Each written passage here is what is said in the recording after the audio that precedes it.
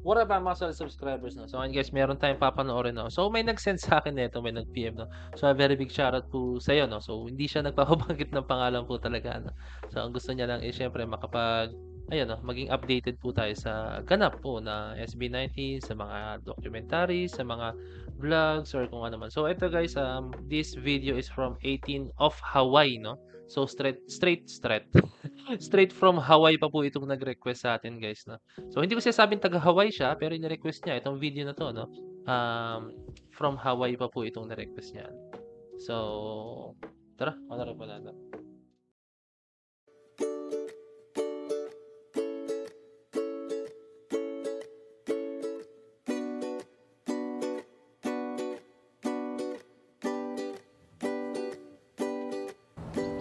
Raconteurs, narrators, authors, and romancers all describe Siya pala si Teda Pilar. So, ano 'to guys, madalas nakikita ko siyang somewhere nagko-comment and at the same time, yun 'no, nakikita ko siya nagpi-PM po 'no. Siya pala yun, Miss Teda SB19. Pilar.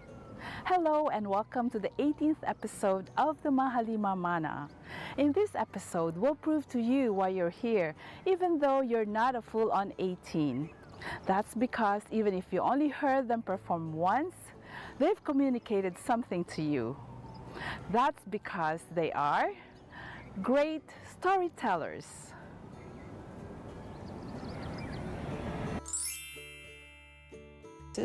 To articulate to you, while their visuals and dance choreography help convey the message of the song and what they want you to experience. The cohesiveness of the EP so far, we're 4 songs in, the cohesiveness is not in the music, it is in the storytelling.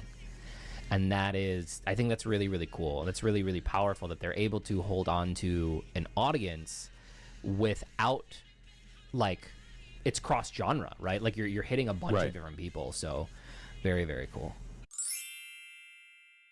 Huli ka balbon is a Filipino expression like gotcha. In basketball, when they say huli ka balbon, they block your shot. Huli ka balbon, or they steal the ball from you. But if someone says, oh, that guy's kupal, it means that nobody gets along with them, or like everyone is pissed off. Everyone doesn't like that guy. Kupal. Like, it's not something that you want to be labeled as. So when you want to say kupal, you say lapu? Lapuk is Binaliktad. not anymore. It's like, you know how Filipino is? They read things in reverse, or they spell things in reverse to hide it. That's how it is with Filipino. They like to do that as a street slang. That's like when people say Lodi. or Lodi, idol. idol, yeah. Oh, okay, get it. Kontra sa mga pangarap ng tao. Masaya lang naman yung mga tao doon, mapayapa sa pinagagawa nila, pero may mga tao talaga na katulad ni Reker na magiging basher mo. Kumbaga lapok. Or should I say, sabihin natin na nangahat. Oo! What the fudge, man? Nangahatak pababa. That's why kumakain siya ng talangka. Nakarime pa eh, no? What the fudge? Bam! What? So si Reker yung nagsisimbolo ng mga ilan sa mga Pinoy na crab mentality.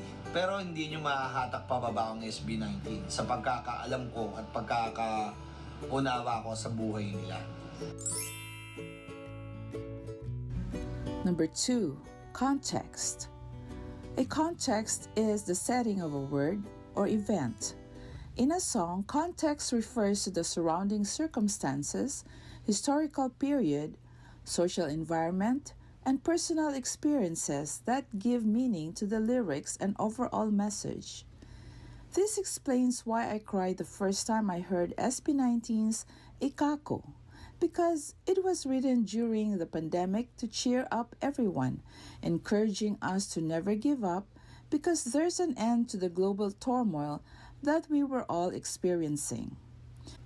And for a nursing supervisor who had to draw blood every morning to COVID-positive patients when vaccines were not yet available at that time, and have lost friends in the medical field to the disease, Post ko lang 'no, isa 'to sa mga gusto ko sa mga 'pag gumagawa ng kanta SB19 talagang relatable guys 'no, like, true to life story po talaga as in literal na gano'n po talaga ano. Kung alam niyo kung kailan niyo si Glock-9 guys 'no, ganyan si Glock-9. Merong ibang mga ano, mga ibang artist pero si Glock-9 yung pinakaunang pumasok sa utak ko 'no. 'Pag kung anong sitwasyon ng mundo, kung ano nararanasan niya, kung anong sitwasyon talagang nire-relate niya po talaga ano, as in like kunyari meron pang yung traffic daw, yung ganyan. Ta's meron pa guys yung naligaw na landas, si Magdalena nung problema, 'di ba? Ta's meron pa yung Sirena about sa mga alam niyo na, sa mga transgender. Tapos ang dami guys, sobrang ano, sobrang grabe yung mga kanta ni, Glock-9 po talaga guys ano. Meron pa yung meron Nore ay meron Noreb ba o meron regarding sa pinagbabawal ng gamot guys 'no. Ta's basta tapos meron pa yung tawag dito, nakakalungkot yung namatay si Francis M. 'no, meron siyang kanta 'no, yung Alalay ng Hari 'no. So kinuwento niya dun talaga yung mga bagay na naranasan niya before 'no, and kumbaga storytelling siya about sa paghanga niya kay Francis M. Kung paano siya inangat ni Francis M. 'no. Meron pa dung phrase na tuwang-tuwa ako 'no, so siya daw yung unang nagpasakay sa eroplano si Francis M ang dahilan kung ba't nakasakay ng eroplano si Glock-9 'no, 'di ba, yun pala. Tapos meron pa, ito last na, yung Between, as in nung nursing student daw siya, na eksena niya may eksena mismo dun na, yung iyak ng iyak yung anak tapos, parang meron dun yung parang naaktuhan niya pagbalik daw nung anak galing sa abroad, pagbalik niya instead na masaya pagdating niya raw dun sa ospital is parang namatay na yung hindi ko maalala kung nanay or tatay niya basta loved ones niya 'no, na so yun talagang ayun. Ganun din ang SB19 guys 'no. Kunyari 'pag may mga lapok, yan yung dun ka guys 'no, yung unang-unang pumapasok sa utak natin 'no. Eh, at the same time yung Mapa para sa parents natin and then yung What's about sa motivation and ano pa bang mga kanta nila guys 'no. I Want You 'di ba, napaka-daring, let's go. Ang dami guys, marami silang kanta guys 'no, yung Damn, yan yung Time 'di ba, yung Time guys 'no. Kumbaga maraming puwedeng mangyari marami 'pag sinayang natin yung time, alam mo yun, nakakahinayang 'di ba? Ikako was like a balm to my broken heart. Cindy and I lost our daughter at 19 Oo. years old. This video really hits home. Nakakaiyak You know, naman pero taking care of them when they were little, shoutout sa Kap niya, ang ganda. like if they got Pero sick ano, or you know, grabe. just Ganyan all the things, makaantig ng puso ang mga kanta ng SB19. all the memories. When you're the parent of a kid who's no longer with us, you have to put on this facade for the world. Since the day that I first discovered SB19, they have moved me within their music like no one has ever. I always say this about them: they have music that is meaningful, that has a message, and even the songs that are bops still have a message in it, right? And so that's why I always love their music. It spoke to me. It spoke to me. Speaking of context, it's important for great storytellers to use choice words to effect change and build people up. And here's the Bible to tell us more about it. Here's the thing. Words matter. What we say and how we say it can have a big impact on those around us. So it's vital we choose our words carefully, especially when we're stressed out or in the middle of a heated conversation. So what kind of words should we be using? Hi, I'm Brother Felmar Sereno, and that's what we'll answer in our verse of the week, here in Ephesians chapter 4 and the verses 29. Do not use harmful words, but only helpful words, the kind that build up and provide what is needed, so that what you say will do good to those who hear you. When talking with our spouse, our children, our friends, or whoever it may be, what kind of words should we be using? The Bible teaches only helpful words. What are helpful words? The kind that build up and provide what is needed. What impact will it have when we use helpful words? What you say will do good to those who hear you, the Bible says. Now, should we also use kind or helpful words when we're talking to someone online or on social media? Of course. Now, while there is a lot of anger in the world these days, or we're frustrated or burnt out, that's not an excuse to use harmful words. That should give us more of a reason to speak with kindness or use helpful words, which reflect the values true Christians uphold. To our friends, Turn if the you'd like to negative into learn more about positive. what the Bible says on how to live a true Christian life, visit us at incmedia.org for more Christian content like this. That's our verse of the week. Stay safe, stay strong, stay faithful. God bless.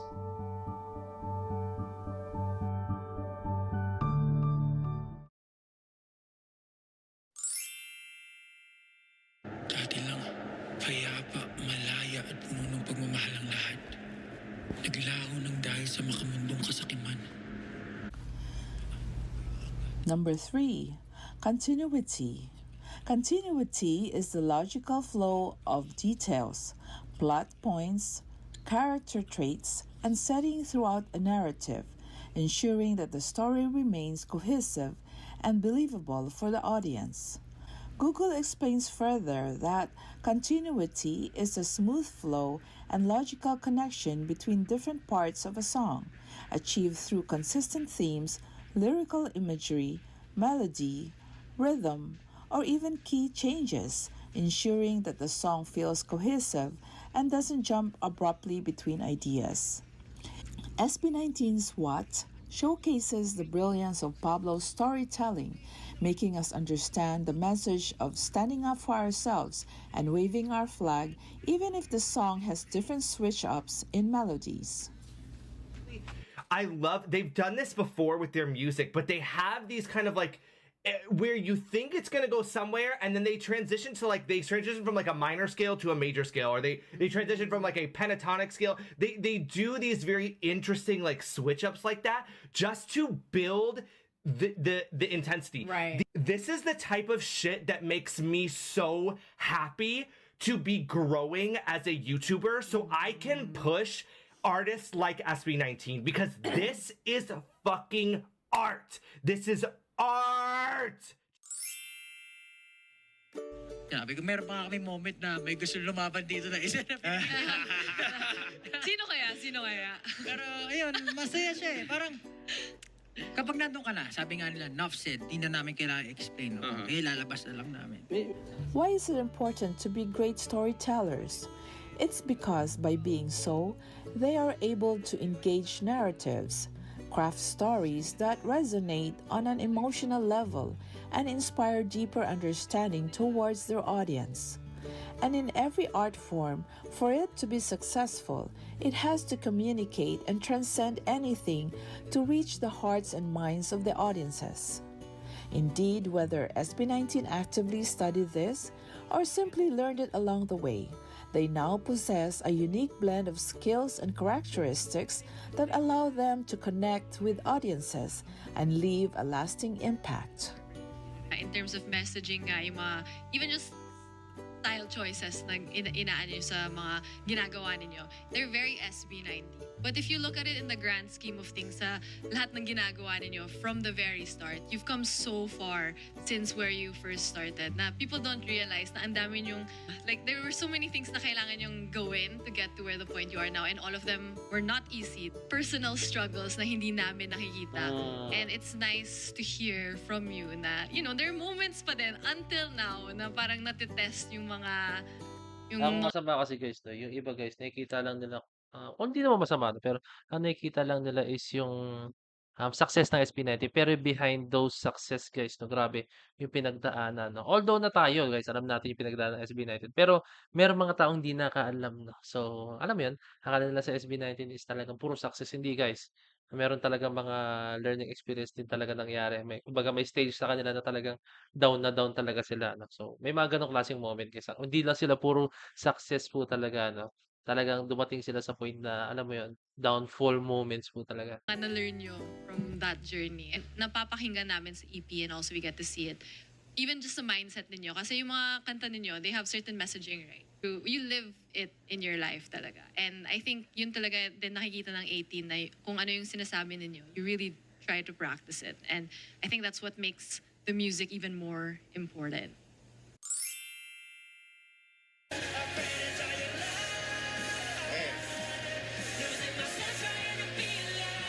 Man, that's like a deep thing there. Afraid to die alive.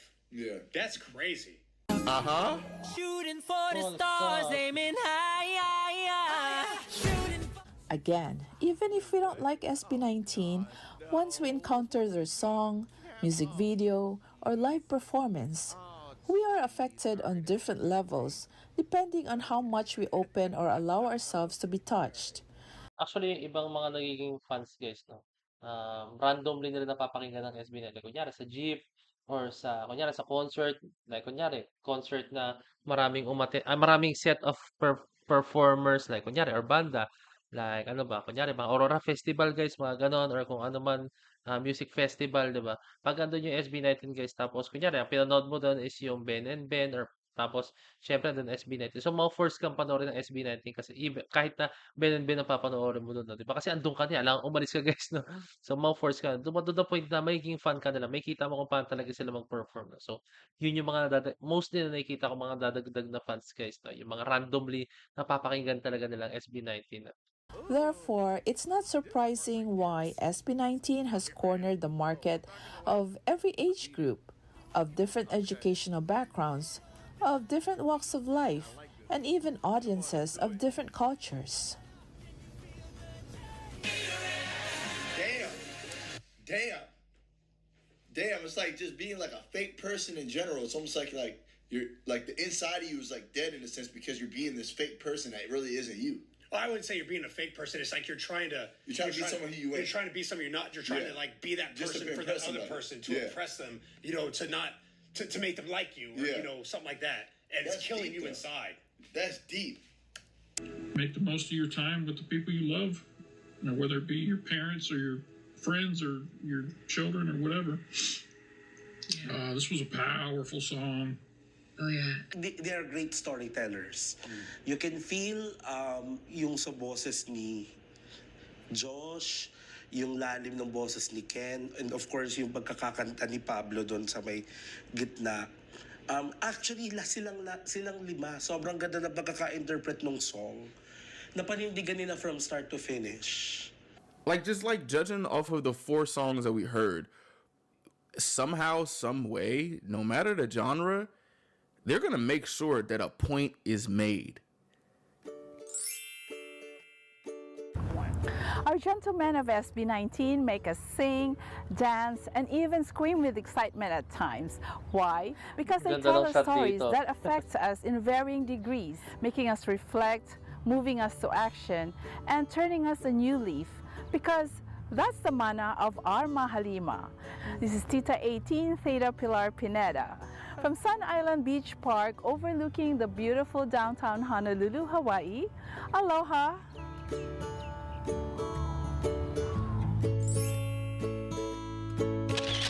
Hey, shout out.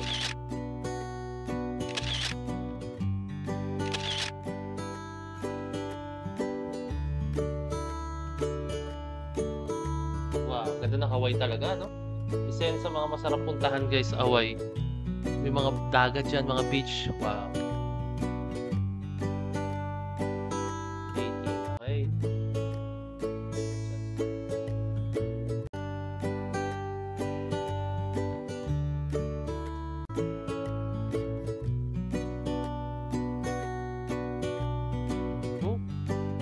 Ang angas na plate number niya. Buti pwede yung ganyan, no? Ang angas, ang angas.